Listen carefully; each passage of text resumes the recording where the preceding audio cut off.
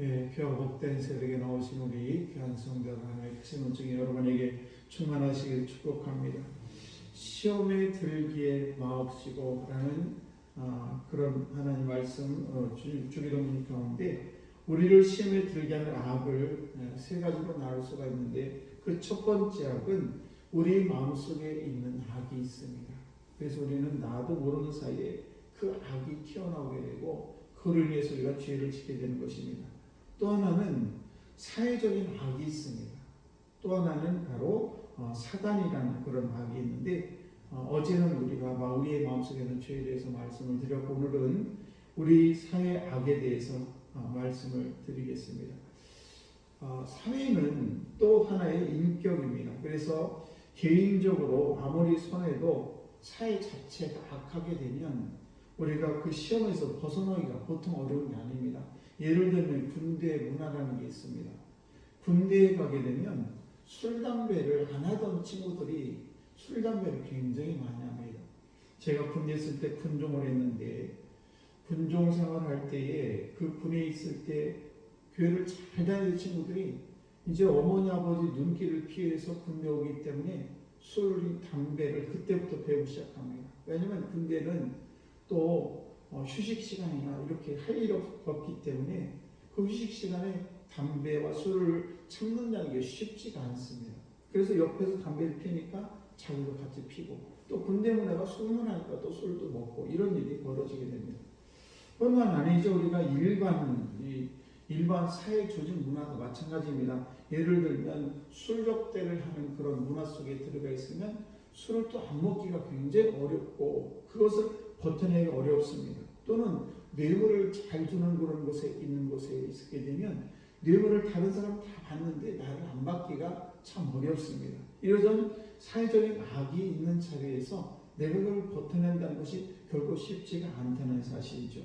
그래서 이 사회적인 구조가 악을 범하도록 그렇게 사회 구조가 이렇게 만들어져 있는 상태에서 개인만 탓하기가 참 어렵다는 사실이에요. 그래서 그 사회적인 구조에서 내가 악을 범하지 않는다는 것, 이것은 보통 믿음 갖고는 참 어렵습니다.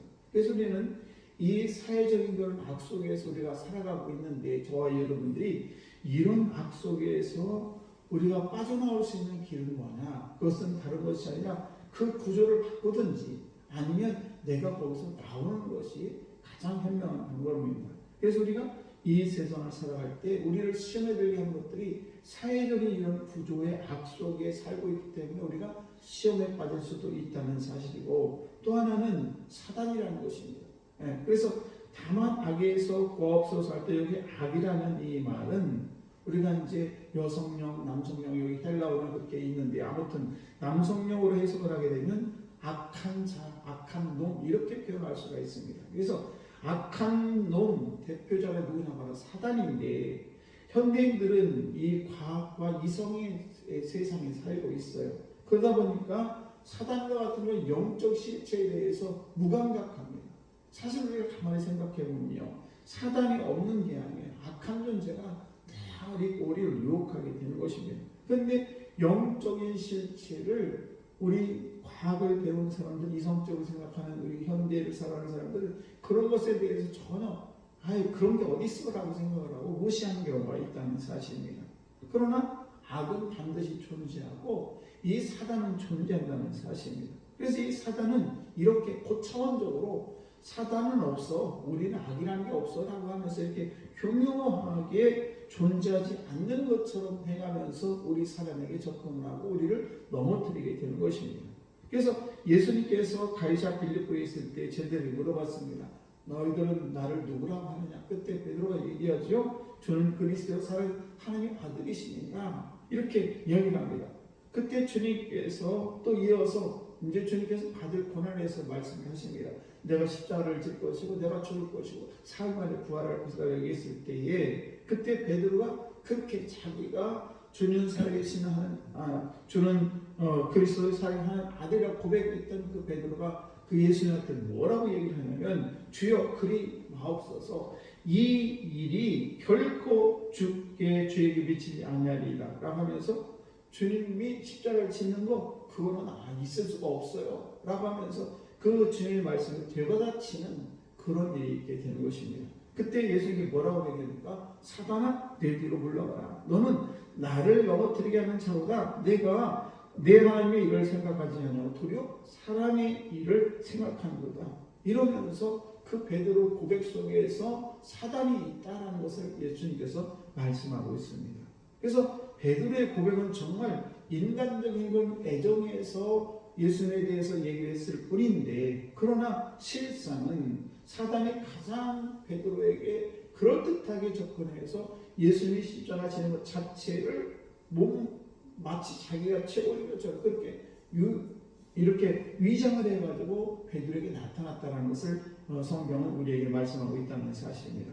이처럼 사단은 우리를 교묘하게 우리를 죄에 빠지게 만들고 시험에 들게 만든다는 사실입니다. 그래서 성경에서는 이 사단이 우리의 마음을 향해서 화살을 쏘는 자 묘사를 하고 있는데, 에베소 6장 16절 말씀을 보시게 되면 모든 것 위에 믿음의 방패를 가지고 이로써 능히 악한 자의 모든 불화살을 소멸하고, 불화살, 이게 사단인 것입니다. 그래서 불화살이 우리에게 임하게 되면 이 죄의 욕구가 임하게 되는 것이고, 그로 인해서 우리가 죄에 빠져가지고 허덕이게 된다는 사실입니다.